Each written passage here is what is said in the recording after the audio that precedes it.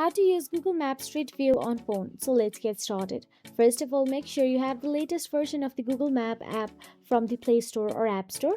And all you have to do is open the app on your Android or iPhone and simply make sure that you are logged into your Google Map using your Google account. Then, once inside the Google Map, all you have to do is tap on the search address bar and simply type the address as place name or drop a pin manually on the map. So here let me just type down the address. For now I'm simply typing down the USA for an example. Then there you can see a small image preview labeled as Street View at the left hand side. Tap on it and drag your finger to look around in 360. Tap arrows on the street to move forward, backward, or around corners. Now you can repeat the same process for other addresses as well. And that is it. If you found this video helpful, please like, share, and subscribe our channel, and thank you so much for watching.